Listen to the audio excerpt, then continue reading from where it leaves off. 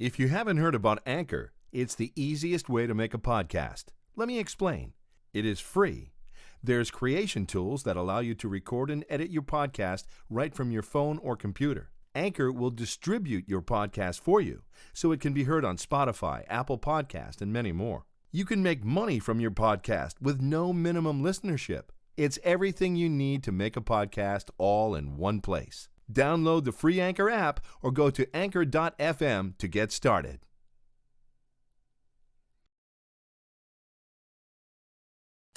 You are now listening to Discover Your Potential with renowned radio talk show host and certified holistic practitioner Cindy Gilman. So listen, participate, be inspired. Know that you can discover your potential. Here she is, Cindy Gilman. Well, hello, guys and gals.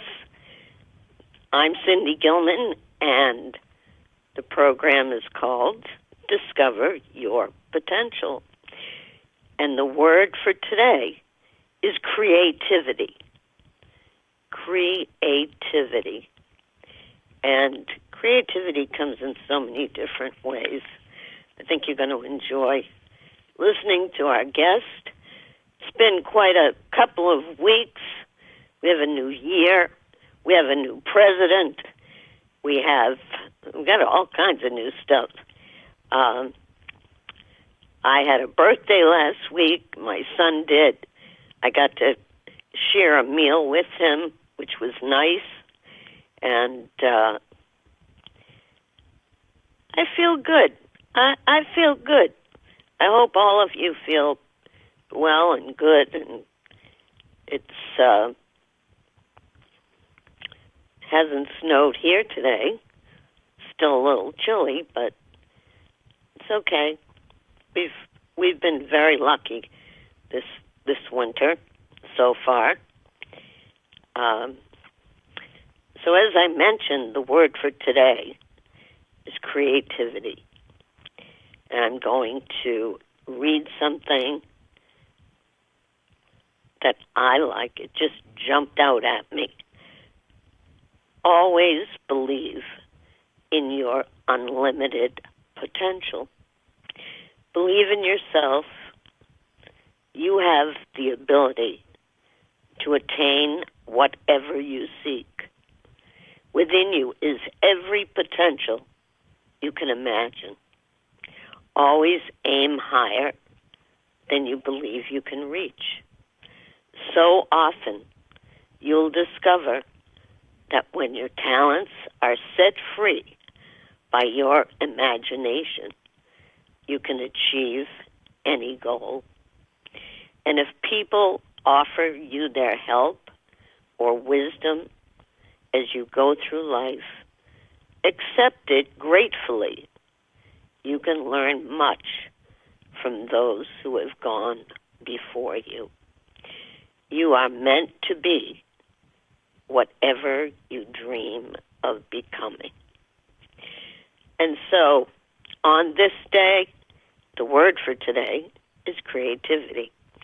First of all, I want to have a very special thanks to the two entrepreneurs who allow us to use their platform of WBBS Radio, Doug and Dawn, and allow us to share our creativity and our time with the guests that we provide.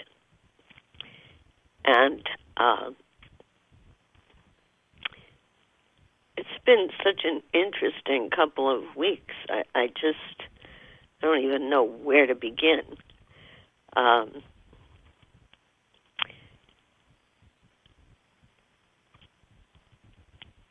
I do want to remind you that if you miss part of today's program, you can go to www.wdyptalkradio.com. And not only can you hear the podcast for today's program, but of former programs So you'll hear this program now live, but then you can get to hear part of it or all of it at that website. That's www.wdyp for Discover Your Potential, talkradio.com. Also on that site, there is a complimentary guided meditation.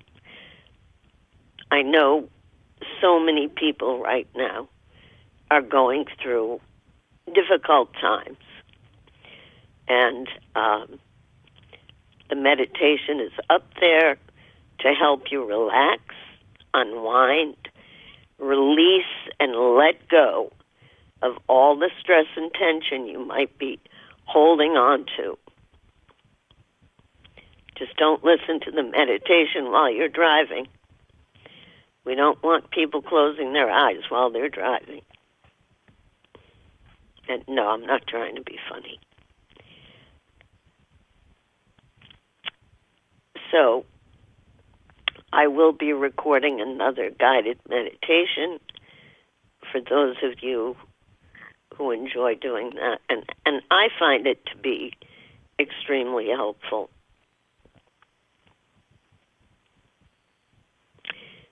So, a very special thanks to the entrepreneurs of WBBS, Doug and Don. Very special thank you to all of the first responders. And that includes so many people, not just the medical professions, but people that we depend on, whether they work in supermarkets, markets,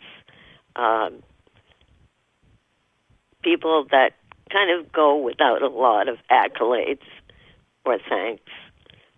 Our thanks go out to you, all of you. So my work as a certified holistic practitioner and medium, I try to bring to you guests that will help you unlock your potential. I think you're going to enjoy hearing from today's guest. She is, without a doubt, a very creative person. She is an entrepreneur and has two special businesses that she runs. One is called In Transition. I think we're all in transition. And the other one that kind of jumped out at me is called the Christmas Belle. And the Belle is spelled Belle. So, Sally Smith, welcome to Discover Your Potential. Thank you, Cindy. I'm really so happy that you're here with me today. Well, I'm delighted. This will be fun. So, I know that you had mentioned In Transition is a business that you started for. What is the main drive for In Transition? In Transition was started after I quit my corporate career to stay here in Greenville, South Carolina. I needed something to do. And I had moved so many times and realized that it's not the easiest thing in the world. So in transition, it isn't. No, and people don't realize how tough it is. And having moved so many times, there were a lot of things that were second nature to me. So my goal was to help other people move, whatever that meant. So I pack, inventory, hire movers. Sometimes I move them myself with a helper. Whoa. And then at the end of the day, I also do appraisals and help liquidate the things that they no longer need. Now, do you ask them before you liquidate these things, or do you just say, well, I don't think they need that? No. It's all their decision. It's all their decision. I can certainly help guide.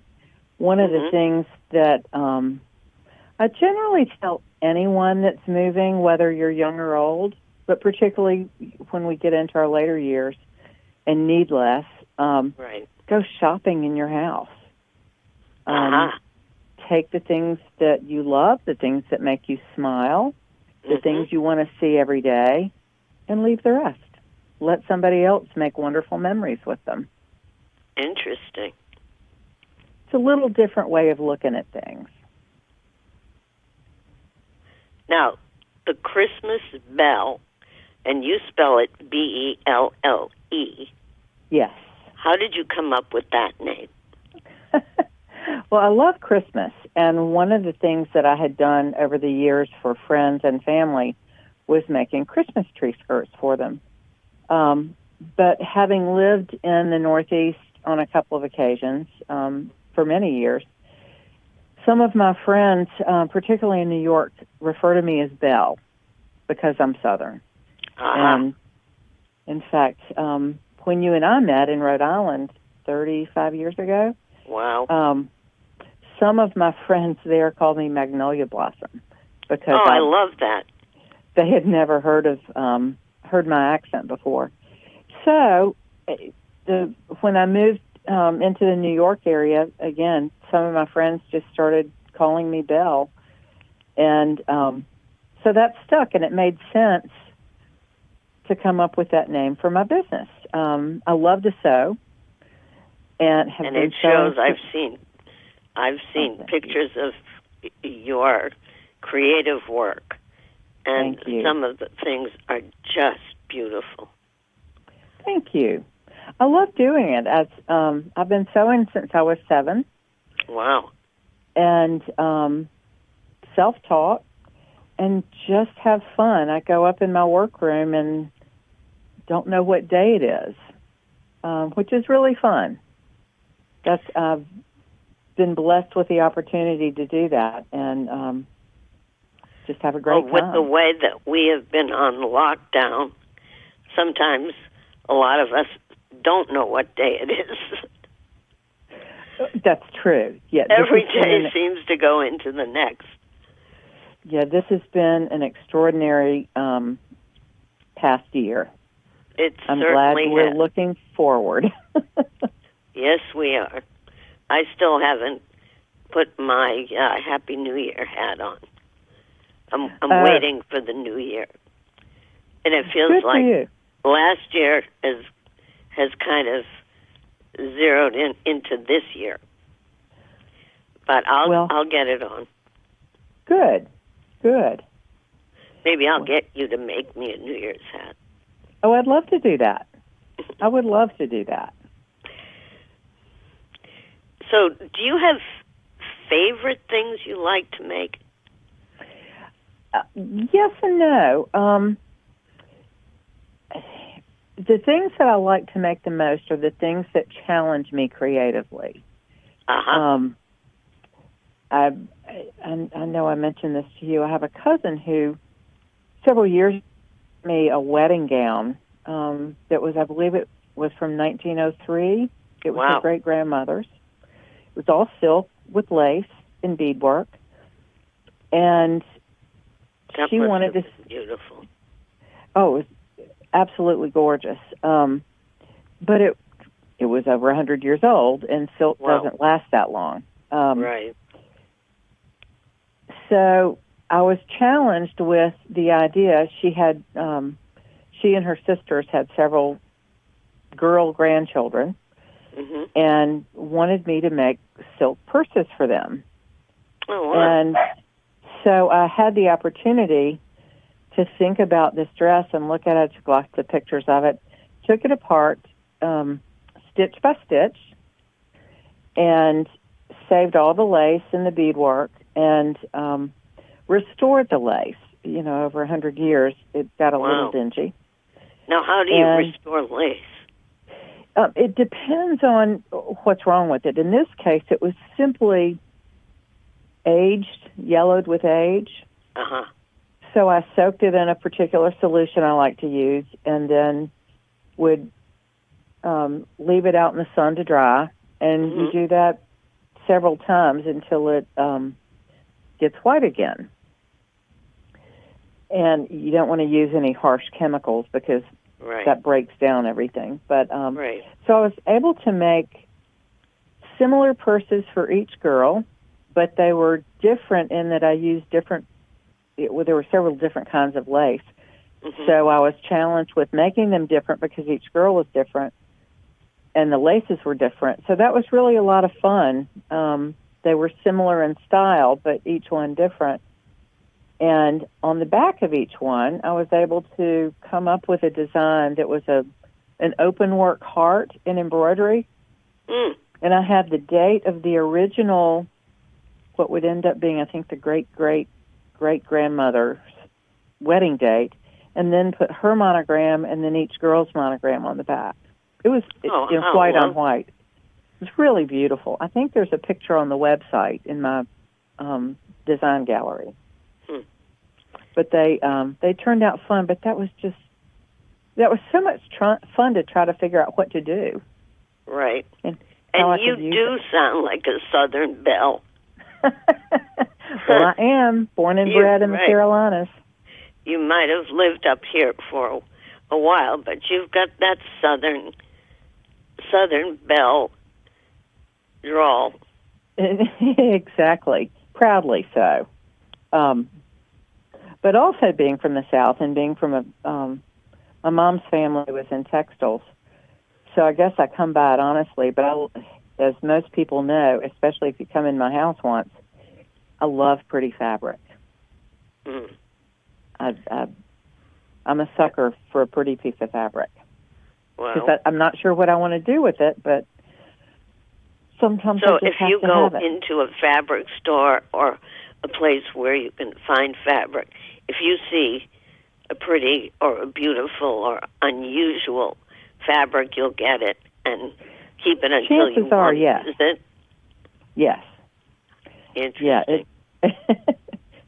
Some people say it's a sickness, but for me, it's a joy.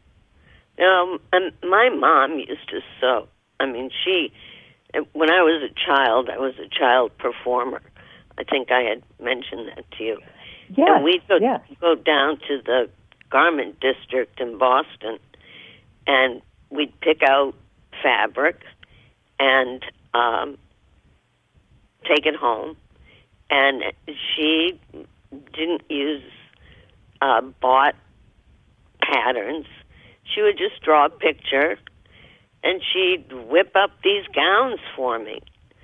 And, I'd get up the next day, and there was this beautiful gown that I got to sing concerts in. Oh, what fun.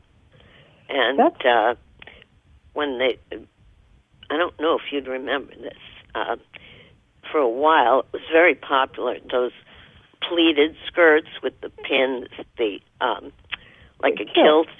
Yes. And so when those came out, she saw them, and she got a couple of different kinds of fabric, and I had, in a short time, I had a couple of skirts that she made with all the pleats and the big safety pin, and it was fun. It was nice. I mean, she made a lot of her own skirt and vest and jacket suits and pantsuits, and plus I used to make a lot of my clothes as well. Did you? When I was in junior high and high school, I did make a lot of my clothes, and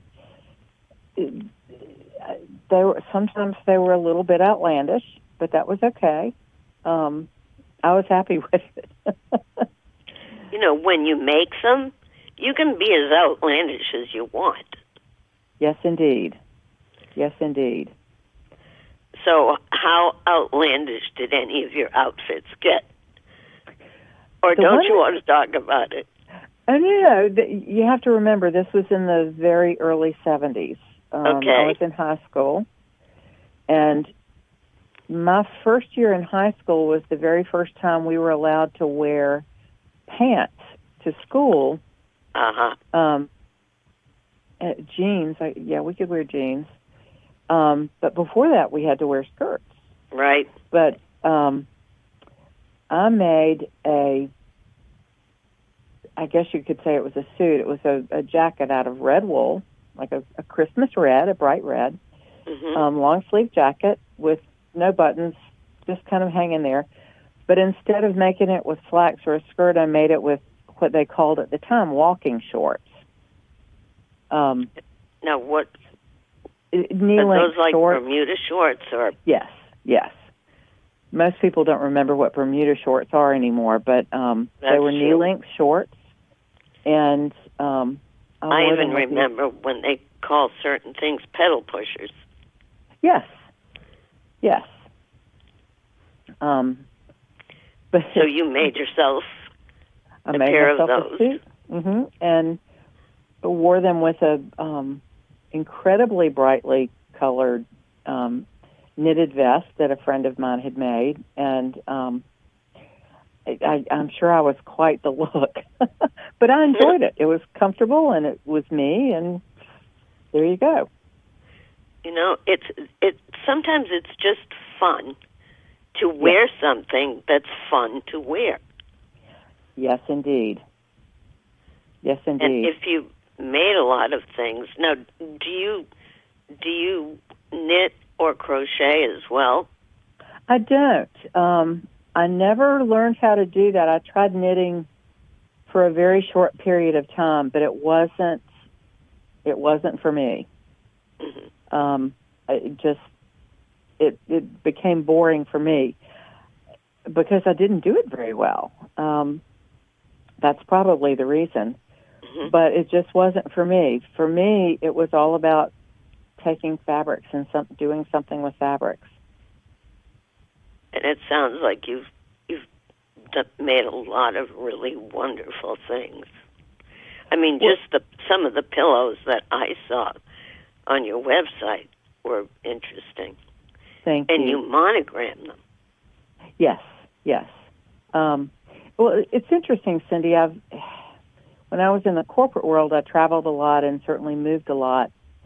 But I always found time to keep my fingers in sewing a little bit. Wherever I lived, I tried to become involved in whatever theater, particularly community theater, and help with costumes. So I've done that for years and years.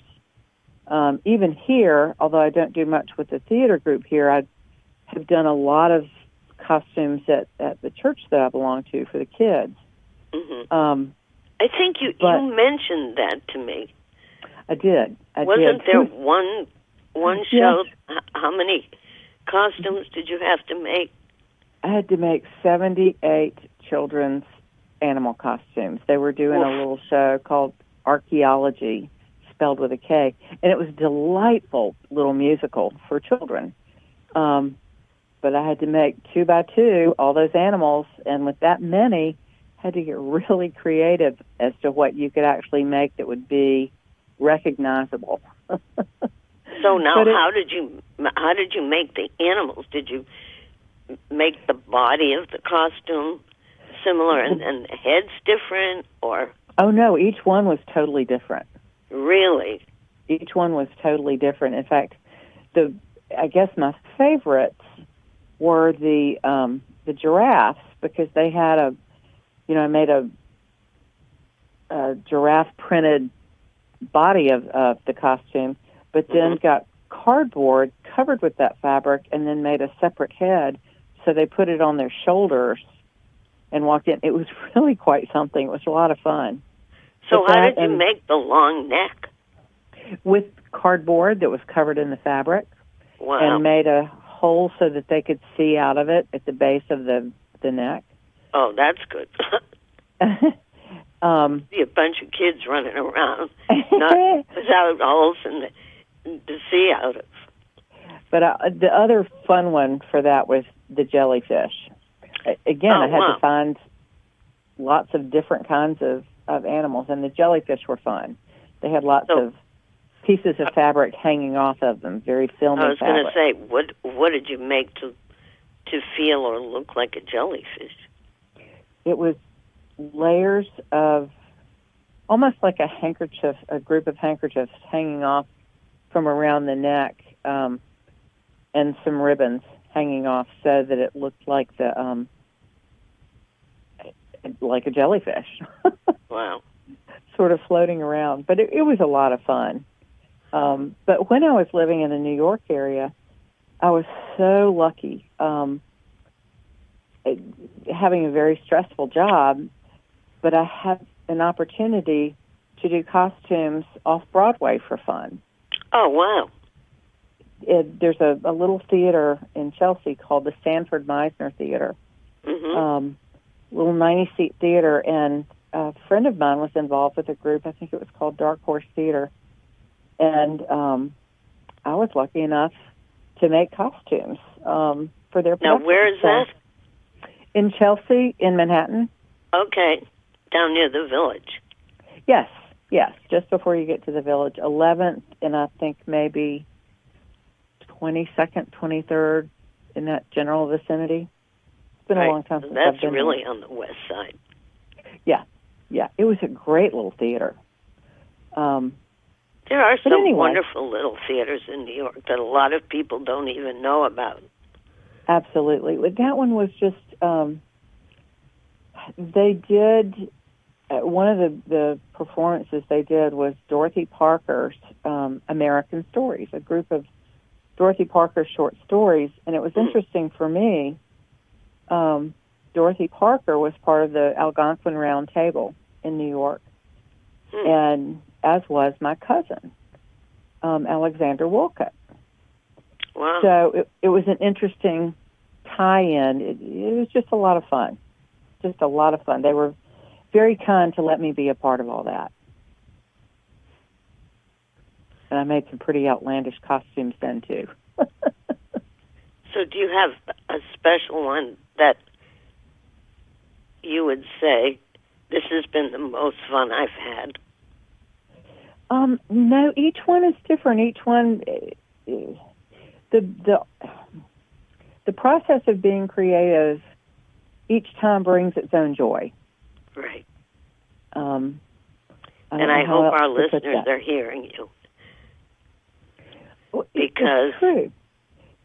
I mean, I truly believe if people allow themselves to enjoy being creative, yes, and know that every creative project that they work on not only helps build self-esteem and self-image, but brings a certain satisfaction. It does, Cindy. And the other thing is that creativity is not an end in itself. Right. It's the process. It's the process. It's not. It's not as if you finish a project and, gee, I'm there. Mm-hmm. No. So what do you do with? If I could tweak that a little bit, I wonder what I could do if I added this. Uh-huh. It's always a process. It's a learning process, which, in my opinion, learning is one of the most energizing things in life. Right. When you quit learning, to me, you quit living. And I don't mean you have to, get behind books every day, but learning, pay attention. Learning, it comes in so many different ways. Well, I mean, just experiencing life is learning. One of the things, Cindy, for me that has fed my creativity since I've been here in Greenville, again, it's the first time I haven't had to move anywhere in a couple of years. I've been in this house over 20 years, and one of the things I'd never had an opportunity to do, simply because of my lifestyle, was garden. Mm-hmm.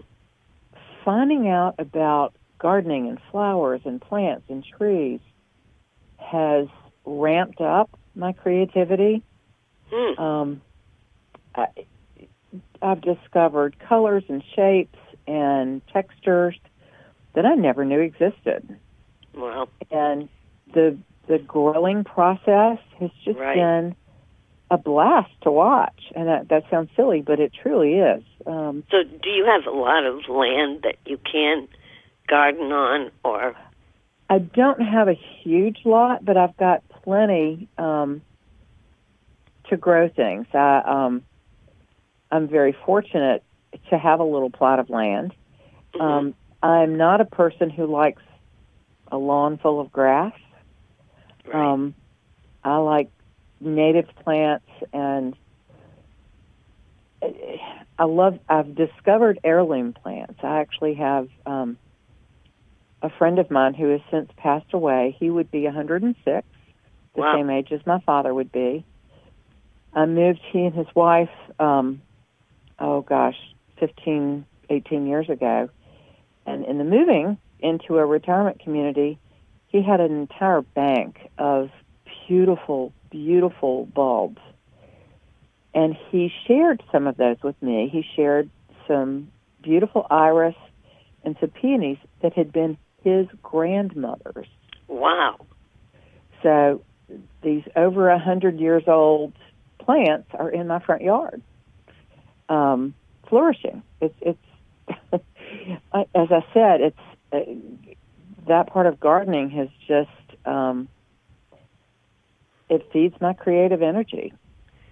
And with your sense of blending colors, they must be beautiful. They're gorgeous. They're gorgeous. And what colors have you mixed? Most of what blooms in my yard are pinks and reds and corals and blues. One of my favorite things in the spring and summer are hydrangeas, which are all different colors of blue. But a yard can change, a garden can change. I had to take a huge tree down, so that dramatically changed what happens in my yard, because now things that were shaded are now in full sun. So it's going to change, but it's a great challenge to have. But again, it inspires me. I did a series of embroidery designs that are flowers, and will continue to change and add those to my collection. And it's funny that I think my garden is really what inspired me to learn how to do the embroidery, because I'd never done that before. Mm-hmm. Now, when you do the embroidery, do you do it on, I don't know what it's called. What is it, like an embroidery loop or? No, it's not hand embroidery. It's all done with a commercial machine. So the design is in the computer, and I can manipulate it. I'm still in the learning process, which I think will be a lifelong learning process, of how to digitize and take a picture and make it into a stitched form. And I'm getting better at it day by day. So all of the embroidery styles are on computer? Yes, you take a picture or a letter, for example, and put it into the computer, and there's software programs that help you design the stitches. There's one design, it's a Celtic knot, a huge Celtic knot that I've put on either a pillow or on a Christmas tree skirt. And it's something I designed about 4 years ago. I met a woman in Rhinebeck, New York. I was doing the Country Living magazine fair that spring. And she was in New York. She said, "Do you have anything that's Celtic?" I said, "No, but I'll figure it out." And I designed that for her. This was up in Rhinebeck, New York? I used to do the Country Living fairs. Since 2020, there's not much going on. Well, the Omega in terms of in-person shows. Pardon? The Omega Institute is up there. I've been up there. Oh, it's an absolutely breathtakingly beautiful area.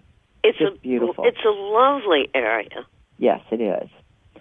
And they were great to me. But that was really fun to have her ask me to create something, and I think I sent you a picture of that design, and it's a little over 80,000 stitches. Wow. And on a commercial machine, which is very fast, it takes about 2.5 hours. Wow. So you do all of the monograms Myself, yes. on the computer. Mm-hmm. Wow. Now, some of the work I do, some things I add handwork. Mm-hmm. But those are the elaborate tree skirts.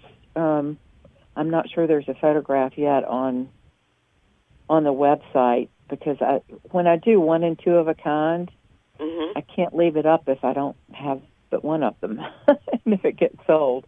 Right. But now, when people call you, if they want like a tree skirt or something else or something, if they want to buy a gift for someone, something individual and unique, do they tell you, this is what I want, or do they kind of leave it up to you?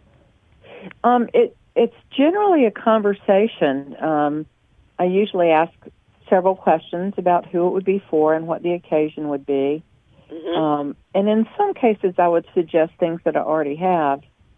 But I do a lot of gifts and little decorative or special items for weddings. So would that be for, like, table favors or for the wedding party? Sometimes I do table runners that are special. One customer here in town who's a sweet friend, she had me take her wedding gown, and I made a lingerie bag that I monogrammed for her daughter who was getting married. Wow. I made a ring pillow and a table runner for the cake table, and had embellished it with, I made some flowers and put some pearls on them. Freshwater pearls are a wonderful addition when you're doing things for weddings. Right. But it all depends on what they want. Again, that's somebody giving me a challenge that we can talk about and create the idea between us. And then that challenges me to dig in as far as I can dig and find something fun to do. One wedding, I did the Flower Girl's dress. Again, no pattern like your mom. A very unusual little girl, delightful and smart and a little sassy. I made a dress that had, I don't know if you know what milliner's flowers are, but vintage milliner's flowers were from the 20s, 30s to the 50s, the little bunches of flowers that they would put on hats. Oh, yes. And some of them were almost velvet-like. And I used the colors that they gave me, which in this case were a green and a pretty sky blue and almost a cranberry color. And I found vintage milliner's flowers that I put on the ends of streamers that came off of her shoulders. And because this child was as sassy as she was, which is one of the great things about her, every time she moved, so moved those flowers. It was really quite fun. Well, did they make a sound so you could hear them? Or No. It was all visual. Interesting. It was a lot of fun. So, for our audience, if people are listening, what types of things that you create would be good for a gift for someone? Well, one of the things I do that's for a wedding gift, as an example, I take a really high-quality cotton pillowcase, and I'll monogram a pillowcase. And in an effort to make it look as close to being hand-done as I can, even though I'm not able to do the handwork, I'll do a matte white thread on these beautiful white cotton pillowcases, do a specially designed monogram, and they're just beautiful. It's a lovely, lovely gift. It sounds... I think this past year, being at home as much as we are, right. I think people may be coming back around to, instead of having things that are disposable, right, maybe having fewer things and things that are a little special. Right. Right. That's certainly what it's brought to me. But for example, as a Christmas gift, I make a linen pillow that's an all-natural linen. But I'll take the names of your family or the names of all your dogs or whosever names you want, and I will make a design that takes those names and creates a Christmas tree. And they're really lovely. And I've never... Well, every time I go to a show, an in-person show, if someone in that area has received one of those pillows, every show I'll get somebody that's received one as a gift that comes in and wants to order one to give to someone else. Interesting. Yeah, it's fun. It's fun. It makes people smile when they see their name, not just in print, but there it is on a pillow. It's really quite lovely. So I think they're not going to dispose of it. They can save it. Yes. And in some cases, when people make those for grandparents, they keep them out all year, even if it's a Christmas tree. And that's fine. Now, do you make things for other holidays as well? Oh, absolutely. Absolutely. For any and all holidays. In fact, I think I told you a funny little Hanukkah gift is a little kitchen towel that's bright blue, and I embroidered it in silver, and it said, "Oi to the world." Oi for just the a world. little giggle. Love I love it. But it's... Oi for the world. Well, I think a lot of people were saying that this past year. I think so. Oi for the world. Indeed. But, it's funny. One of the things I was going to say about those Christmas tree pillows, sometimes it's hard and a little emotional to think about folks that have gone before us. And a customer of mine a couple of years ago came to me. She wanted to give a gift for someone who had a family member that had just passed away. Wow. And didn't know how to address it. Well, we addressed it very simply. When I have that situation, I'll embroider 2 silver angels on either side of that name. Oh, that's lovely. Just a tiny little nod. But it is my customers very often that push me to be even more creative, listening to them. The angels and teaching about angels is one of my favorite subjects. And you're good at it. Well, thank you. It's just such an interesting, because people think of angels as well. There's only 4 or 5 angels, the archangels. No, there's hundreds of angels. Yes. It's a very comforting vision to have in your head and your heart. And I have notebooks and notebooks filled with automatic writing that I've done from the angels. Wow. And the first time I did that, I was sitting I was sitting in my office, and I had to put a class together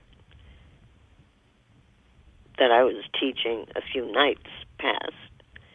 And all of a sudden I thought, I'm gonna do a class on the angels. So I went over, and this was at Garden City Plaza, which is a shopping center in Cranston, Rhode Island. Right. And they had a bookstore there. And I went over to the self-help area, and I saw this little book, not in line with the other books. It was just facing me. And it was called Angel Speak. And I opened it up, and it was all about communicating with angels, how angels reveal themselves, how to communicate with the angels. And I thought, I wonder if they have other copies, and I'll get enough for everyone in the class. It was a small book. I went up to the desk, and there was a young fellow working at the desk. And I said, excuse me, but how many copies of this book do you have? So he looked it up on the computer. He said, we don't have that book. I said, excuse me? He said, we don't carry that book. I said, okay. That book was put there for me. Interesting. And, it's like I treasure that book. But I did order that book for other workshops that I've done. But things will show up. Yes. From the angels that you never dream of. You never think, well, the angels will show up and leave me something. So you make your angels out of silver? Yes. Little silver embroidery. They must be beautiful. They are, I believe. It's like adding a tiny little comforting sigh to the image. Little slice of spirituality on the pillow. Yes. Without being too emotional. So. Right. But it's as I said, my customers lead me to dig in and get more creative. I have one customer who was decorating her beach house and wanted me to come up with something interesting for each of the bedrooms there. And so I came up with these wonderful, the blowfish and an octopus and crabs and all kinds of things. And some of those are on the website. But as I said, it's the customers who drive me to be creative, have me dig in. Makes it fun. It sounds it. And it sounds like you feel sparked when you're creative. I do. Completely. Which is very different than your corporate work that you did before. Totally different. Although I like to think that I was a little creative in that. But this is a whole different plane of creativity. Entirely different. I'm inspired by such a broad range of things, and it can be anything that I see. But so often it is my customers. But it can be something I see in the garden or something that I see driving in my car. I just never know where it's going to come from. Right. But I am very that part of your soul that's creative. Yes. If people, there may be many people that are listening to this program or then go to the podcast, if they want to reach you, either to Yes. get something for themselves or a gift for someone else, how can they reach you? One of two ways. Either go straight to the website, or you can certainly email me at thechristmasbelle@gmail.com. Okay, and remember, folks, Belle is spelled Belle, like the Southern Belle we're talking to. Yes, and I'm also on Instagram and on Facebook. But probably the simplest is my Gmail address. And what was the email address again? thechristmasbelle@gmail.com. So if you are looking, not just as a gift for someone else, treat yourself and get a gift for yourself. Don't we have to do that once in a while? Oh, absolutely. And you can look at the website, which is thechristmasbelle.com, and you might see something that sparks an idea. Mm-hmm. Now, are you always coming up with new ideas? Yes. Or just different kinds of things that you can put your creative energy to? Yes. I'm always looking for things, some of which are more successful than others. But that goes along with creativity. It's absolutely, absolutely. I do that with cooking. Sometimes I've got this. I can't follow a recipe. If there's a different ingredient, I'll add it. But for the most part, I just go with the flow and cook. But sometimes it doesn't come out the way I want to.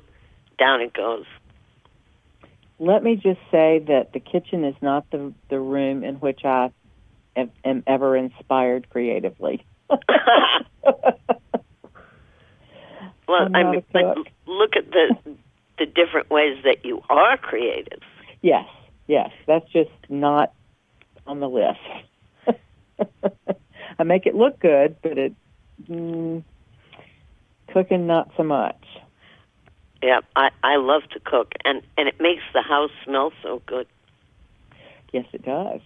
Especially I can cook a holiday meal. Year. Right, especially this time of year. I make a lot of homemade soups, and I never know, in general, what they're going to come out to taste like, but it's everybody has. It's the same way I work with fabric. Very I can imagine you pick up a piece of fabric and think, now what can I do with this? Yes. And that ribbon I bought 2 years ago would work well in this little corner. Yeah, it's an ongoing creative process, as it sounds like it is in your kitchen.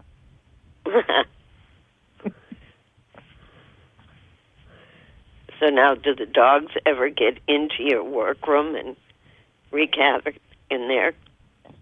No, actually, they wreak havoc in other places. But my younger dog, who's a young 12 going on 13, she likes to sit up there with me until I turn on the embroidery machine. If the embroidery machine is going, she's not there. She's out of. I think she doesn't like the vibrations. But otherwise, she sits there. She likes to be up there with me. My old guy, Rascal, he could care less. He's out chasing squirrels. So he's a squirrel chaser. Yep, he's my hunter dog.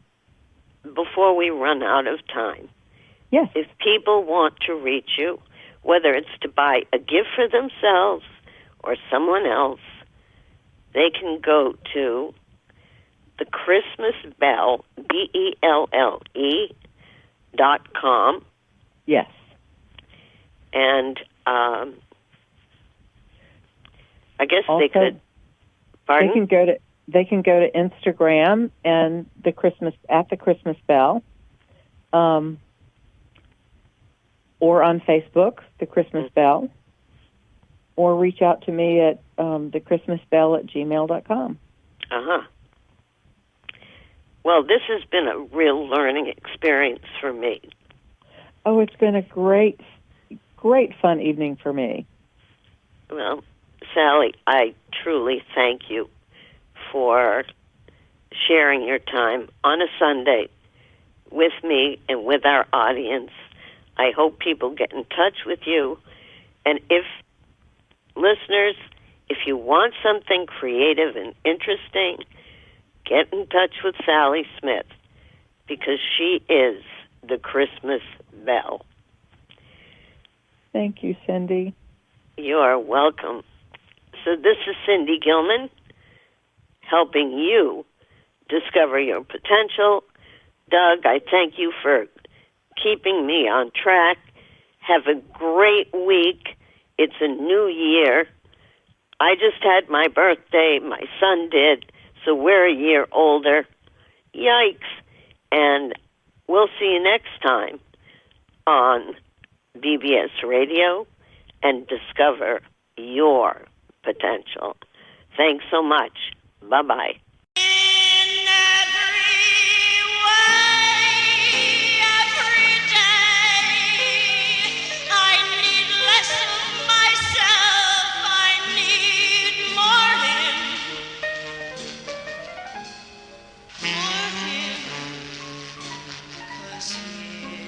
This is the